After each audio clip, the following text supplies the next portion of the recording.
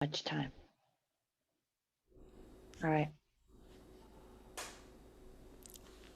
Tracy. We're here. Oh, We're we're here. We're here. here to have this conversation that we've been like knowing that we needed to have. So, Yes. Yes. Yes. Um, uh, yeah. And let's even say why we're here. We're here because I sent a text to you that said, I have been hearing woman after woman tell me to listen to this podcast or that they are undone by listening to this podcast, whether it's clients or friends. There is something that is happening. And even my Instagram feed of people saying, if you feel overwhelmed by listening to the Rise and Fall of Mars Hill podcast, you don't have to listen to it. It can be re-traumatizing. And I'm like, I guess I have to listen. I really right. thought I didn't want to listen to anything about Mars Hill after living in Seattle through that whole season of Mark Driscoll being in our city and the talk of it. But I was like, okay, I'll listen. And then I did. And I texted you and said, we have to have a podcast Hmm. about this. So here we are. Here we are. And I think I texted back, me too. Same. Mm, Because yeah. so many I've had multiple both friends and women that are clients that have brought up the podcast and how it's affected them or impact them and wanted to talk about it. So it feels like a significant moment that we need to and that we want to honor just with our own voices and our own just vulnerability about what it felt like for us. And then, of course, we have some thoughts. Yeah. Yeah. So let's go. What was it like for you when you started listening to it? I was in my car. My hands were on my steering wheel and they just kept getting tighter and tighter. And I was also moved by the drama. I also, obviously, you and I doing a podcast and being now in the podcast where I was like, wow, this is really well done. It's well The done. music, Hmm. the sound clips, I was so taken in. And I've sat and in a room and heard Mark Driscoll preach. And so it felt like I was back in the church in that very modern, had my coffee in my hands. I was just sitting in there listening to him, but it had all the drama and the sound effects that I needed. But my body inside of me, something was getting really tight. This man's voice once again having power and dominance and filling my ears, and my body felt really agitated. And so I had to actually pull over my car and start walking to finish it, because I mean, I was hearing all of my clients, my friends, my own story. I was hearing all of those things happen as I was listening. Hmm. And I just became more and more irate as it continued, because we're talking about episode 5 in particular, what we do to women. And Hmm. as I was listening more and more, I have seen it so many times. And it's actually what I'm in the work of fighting against, right? Bringing health and spiritual freedom to women is what you and I have given our lives to, our careers to. So to see it all so, just so cleverly, like somehow taken from us, hijacked, abused in Hmm. those moments, I felt a lot of things in my body. What about you? What was it like? Same. I was in the car, so that's the same. I started with episode 1, Okay. and I was actually like driving to the airport to get on a plane and fly. And so I had, I started in the car, and then I moved it to my phone, and I had my AirPods in, and so was listening, as I was getting ready to get on this plane, and then continued to listen after that. I almost think my experience of listening to the podcast was a little bit of a microcosm of what it was like to listen to and sort of watch what unfolded at Mars Hill from afar. And I Sure. find myself wondering if some of it wasn't even a little bit what it was like for those that were in it. Because for me, Yes, the sound of his voice was provoking, but I noticed that as I kept listening, because I wanted to sort of have the context, knowing what was coming, but I wanted to have Yeah. context around it. And for me, this like inside my body, like the feeling of like tension, but then I mean like nausea and just kind of this sickness, and then like this exhaustion Yeah. that I know for me tells me that we've started to be in the realm of like my own trauma story, Hmm. and which is very much tied to men and to the church, and there were certainly some trigger points for me. So I was aware of that, which feels reflective of what my clients and women that I've talked to have also Hmm. shared. Hmm. So um, Yes. yeah. I, I can remember, um, sitting with a couple of clients and them telling me that they were either members of the church or had been a part of it. And they said, I'm actually not supposed to see you because there is um, an approved list of therapists for Mars Hill members, and I could get kicked out of membership for seeing you. And that, you know, that's always something as a therapist. I sit with people and I'm curious. Oh, but you're also staying. You're also there for a reason. So Hmm. what is it you're there for? And I think we also know that there was a sense of containment, of safety, of security that was happening there that Oh, people for were drawn sure. to. And as Mark was building Mars Hill, my husband and I were building our young adult ministry. And I Mm. was aware of that as I was listening. And there were some things that resonated for Yeah, me, about yeah, why our ministry started to grow, why young adults came and were drawn to us, and were drawn to what we were doing, and that like leading with charisma and a mm, sense of certainty, and like we have a right, plan, and we believe that God is doing big things and you can be right. part of those big things. Like that touches something legitimate In inside of our all of hearts. us. Yes, Yes, for sure. And so I found myself, feeling connected even as I was listening to some of the stories that are interspersed in the podcast from those that found themselves in the midst of that congregation. And so I think it's important, you and I talked about this, like that we wanted to name, like these are good people with yes, good desires, wanting to yes, be part of something good. yeah. And and and we are drawn. I think this is Mm, another thing that is resonating just in our world today and being talked about inside Christian circles and outside of Christian circles. We are drawn to charismatic leaders that are oftentimes also narcissists.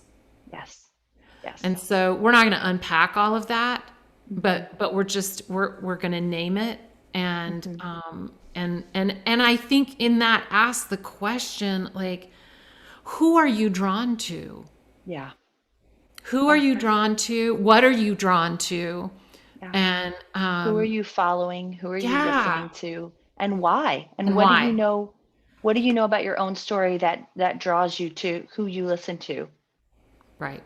Yeah, Right. who you Because follow. ultimately the undoing of this kind of unhealth, both in the church, and in us as individuals, like it starts when we're willing to begin like being very honest about what's true for us, about what we find ourselves drawn to and why we find ourselves drawn to it, because this will not stop. There will be Hmm. another charismatic narcissist Leader. leader, right? Hmm. And everybody will get behind them, and Hmm.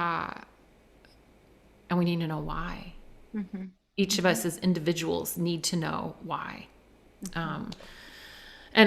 This is the last thing I'll say. And where certainty and safety have hijacked our actual faith walk, Hmm. where Yes. certainty and safety have hijacked the faith walk that we're meant to be living. Yeah. Okay. I know. And yet I'm like, say more if someone's wondering what that means, or maybe not. Come back. We'll be here. We'll keep talking about it because it's important to go other places today. But I even think would you be willing to start wondering that for yourself, where Mm-hmm. you've exchanged certainty and safety in where you're going to church and who's leading Yeah. you and Yeah. what voices you're listening to. And it's not your faith that you're living. It's a faith that they've given you. It's a faith Yes. that they've told you, this is what it's meant to look like. Yeah. This is what it is to be a godly man. This is what it is to be a godly woman. This is what it is to have a godly marriage. This is what it is to be a godly parent. And here's your 5 steps. And here's your 3 key points to remember. And here's your obedience. Mm. Right. And it And has eliminated it has eliminated something that is meant to be happening for you in your faith journey that yes. you're walking with the Lord. Yes. So, all right. Yes. And so as we kind of tiptoe right into gender, and even this being womaneering, like the podcast is meant for women who are working out their faith and their faith walk. You know, the episode that we're focusing on for the Rise and Fall of Mars Hill was episode 5, what we do to women. But I came away with the question, what don't we do for women? Which is, what aren't we inviting them into in their own faith walk? Kind of Mhm. what you're bringing, and what are we not inviting men to? But for women, I think we have to wrestle with, we live in a male dominant narrative that the Bible brings to us. And how do we navigate that dominance? How do we navigate the violence and the dominance that comes with the gospel that we are being taught? And yeah, that again, like there's so much to unpack there, but there are so few places statistically where women's voices in the realm of theology are valued and platformed and regularly referenced. So I think even if you go to a church that has like a headship submission model and a complementarian perspective, then what we're about to say won't feel hard for you, right? There's going to be some resonance, and there's a tension in that, because that's out there. That's a theological perspective that is, clearly sort of tied to Scripture, and this is what Paul says, and this is why, and so here's what it's supposed to look like. And if you go to a church that has a more egalitarian perspective, that doesn't necessarily mean, and when we say egalitarian, it's like men and women leading equally. That doesn't necessarily mean, though, that when your pastor, male or female, in the pulpit is referencing or talking about a perspective on a particular piece of Scripture, that they're referencing female theologians, because that world is so dominated by men. Right. That it requires great intentionality to go looking for who are our female theologians, and how do we begin to hear their voices. But in that male dominated theological realm, and we find that it is a male driven narrative. Right. And Scripture is being interpreted, and it's being explained, and the commentary is coming from a man's perspective. And it has led to some of what we're talking about. And there is, so at Mars Hill, and you hear this in the podcast, there was a strong sense that women were valued, right? They need to be treated with respect. They need to be honored. And men, you need to lead your wives well. You need to be good husbands. You need to provide for them financially and lead them spiritually. And so you've got this like, well, that's good. That's all good. But one of the phrases that stood out to me as I was listening to the podcast, that was like, women will be dominated. This, like, it is a foregone conclusion Mm. that women are to be dominated. And the question is, will you be dominated by a good man or by a bad man? Mm. But there is no question that as a woman, you will be dominated. Gosh, and there's so many feelings I have. My body just feels defiance and defeat all at once because I know what you're saying is true and I don't want it to be true. And I'm going to just for a second, like take a little detour. I was in the middle of reading this book whenever I listened to the podcast, and it's called A Church of Her Own: What Happens to Women When They Take the Pulpit. And there was a story of Antoinette Brown in 1875 who wanted to be ordained in a New York church, and she was preaching too much on the love of God. And she was not allowed the church. She stepped down from the church, and she was not a part of institutionalized ministry for a long time because she said, I could barely breathe freely, bringing the gospel that I knew. And I only interrupt that to say, here we are listening to and talking about a podcast about Mark Driscoll, about a man who's charismatic from the pulpit. And I'm sitting here reading about a woman in 1875 who's trying to be ordained and is charismatic about the love of God, and didn't feel even barely free enough to breathe up there, she said. And so I want to go back to that, but I just hold like I, women have been long fighting this battle of what do we do with the male dominance, and that we will be dominated. And and so we could at this point, we could get kind of mired down, or we could spend a lot of time talking Mm-hmm. about roles and about headship and about submission, Sure. and we could get into that. But I think, Christy, like, what for me, whether you're in a church where, like Marcia, where it felt like it was loud, and I'm going to say there was toxicity and some violent energy tied to it, and so it's overt.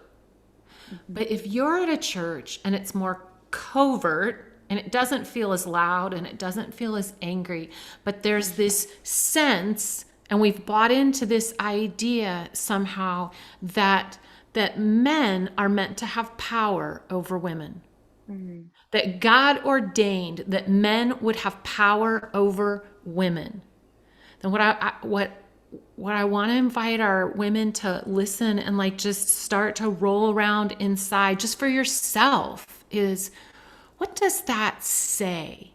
Because Yes. if I'm created in God's image, Yes. which means that both as a woman and just in the uniqueness of who I am, there are things that I bring forth, that I manifest, that I show of the image of God. And essentially what you're saying is that there are some parts of the image of God that are worthy of domination. Mm-hmm. There are some parts of the image of God that are less valuable, that need to be overpowered or held down or tamped down. Right. Right. And that I think that we need to be bothered by. Right. That Right. I need to be bothered by that. And we need to wonder, like, does that ring true? And have Right. I metabolized that and I'm now living that out? Yes. And that's the confusion I feel that comes, the covertness of covert abuse and covert spiritual abuse, right? Like we're saying, there's something that Mark was offering, and they even talk about it. He's offering to abused women. His heart was just to Right. protect them.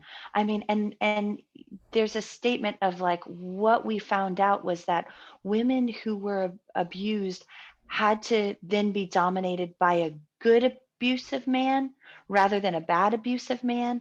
And that kind of work is so confusing for the female body.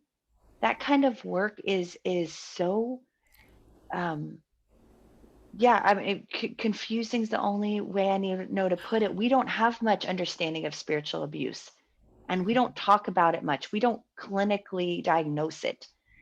And yet here you hear this undercurrent. uh, Okay, good. I'm not supposed to be abused by a man. Oh, yes, I want to be protected. I want to be safe. Wait a second. I have to be rescued. Well, and that like that idea of rescue isn't unique to Mark. That there Right. is something, and I think there is something that idea speaks to in the heart and soul of a man, that he's meant to do something. He's meant to bring some kind of good energy that is protective and Yeah. life-giving, right? Mm. And I bless that. I think that that's true too. I don't think it's unique to men, Yeah. but I think that it is something that they bear, Yeah. okay? But when women and children are who they're meant to like protect and rescue, what does that say? Mhm. It reinforces that idea that I need a man or men to create and provide and foster safety for me. And why? And if you believe that, why? Why do you need to believe that, right? Well, and Because what's then the you do this. problem in believing that? Right. Because then again, like you're saying, there's these parts of the image of God that need rescuing, that need to be dominated. And that is not the image of God. No, and I think the other thing that it says is that it subtly says I will never have agency. Mm. I'm not created to have agency. I'm created to be rescued. I'm created to be led. I'm created to be uh, covered. I'm created to be penetrated. Mm-hmm. Mm-hmm. I'm created to live inside a world of men. And Yeah. in that world, I have little or no agency. And then I'm also supposed to metabolize that God designed me that way. And I will absolutely push back against that Mm. because I believe it's fundamentally untrue and it's dishonoring. Exactly. It's dehumanizing in some sense.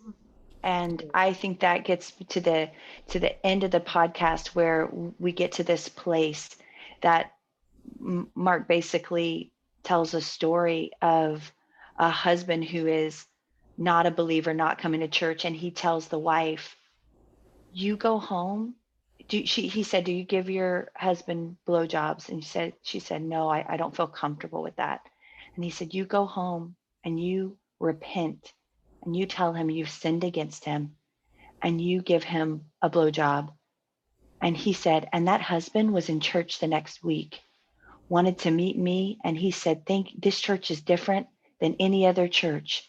Thank you so much. And the women are laughing That in was it in the just podcast as he's telling this story. that was the thing that I think I was stunned.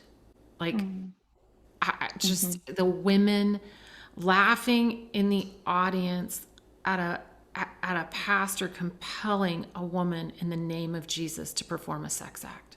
Oh my gosh. I was just like, Yeah. Yeah. where have we just gone and how did we get Yes. here? Because that is like objectification in Oh, in, in the name of I don't even mm, sharing the gospel. right. What? But Oh, this is, and that's the when I would like to back up. Why is it important what you believe mm, about your value as a woman? Why is it mhm, important what you believe about mhm. this idea of headship and submission and what God created you to do, and the idea that men are endowed by God to have power over you? And Oh, where that leads you, like, because that's the slope yeah. that we're on. They're laughing, people are laughing because they had slowly bought into this Yes. whole narrative. Yes. Yes. And And in your words, no one was meant to be dominated. no, And we don't need to be rescued except unto empowerment. And that is the furthest thing from and empowerment. Right. And guess what? Like, no one was meant to be dominated, not men, not women. Yeah. That was not God's original design.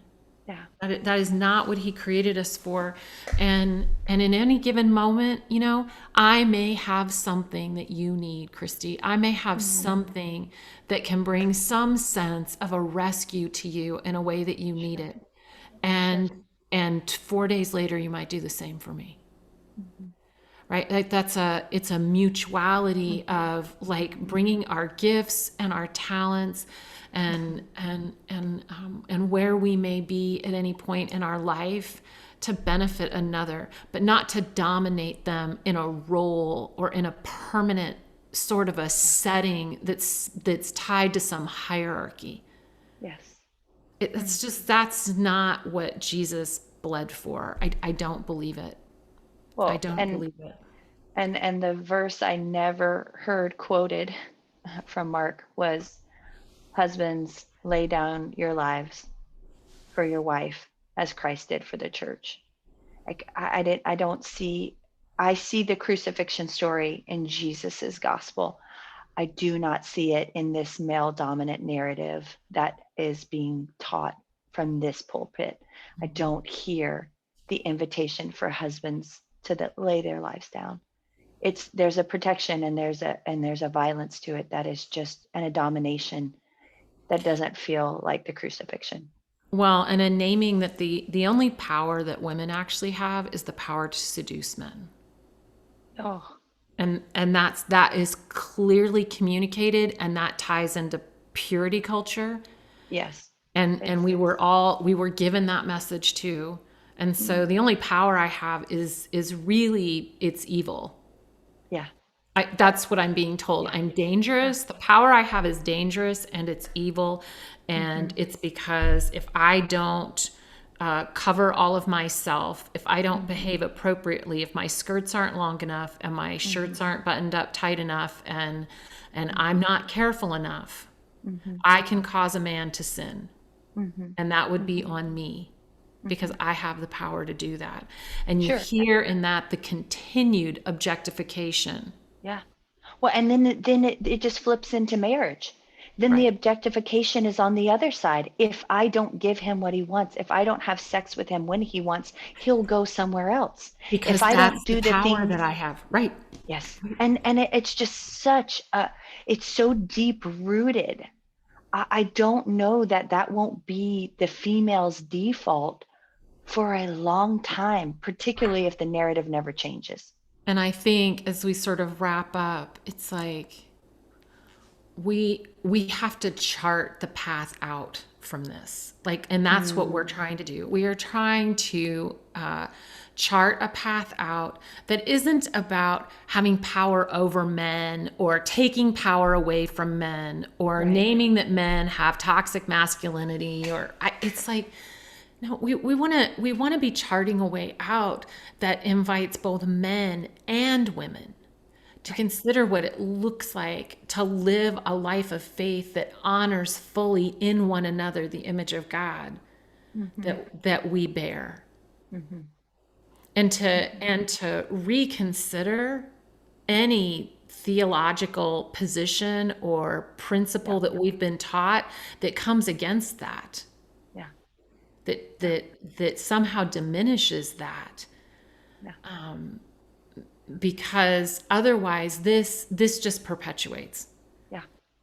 Right. And if we want to treat this as part of, what I've heard referred to, in other spaces as a kairos moment, Hmm. because this is not that far off from the Me Too movement. It is not Right. that far off. Like we're watching charismatic, powerful, narcissistic men and men inside Christian community that are falling. Yes. And Yes. so this is part of responding to that, each of us Hmm. individually, and walking forward towards something new. Yeah. And I love that charge you are giving each listener is, where where is this happening? Who are you following? What's happening inside of you? What have you silenced? What have you been dominated by? Where do you need to be empowered? Where have you agreed that who you are and how God has made you is somehow meant to be dominated, or is like worthy of power over you? Mm-hmm. Where have you agreed that you're dangerous? Mm-hmm. Oh, such a good leaving question. So um, we thank all our listeners. We're grateful. And Tracy, I'm so grateful for you. And I for Continue. you. It's good to be here. Thank you. Amen. Amen.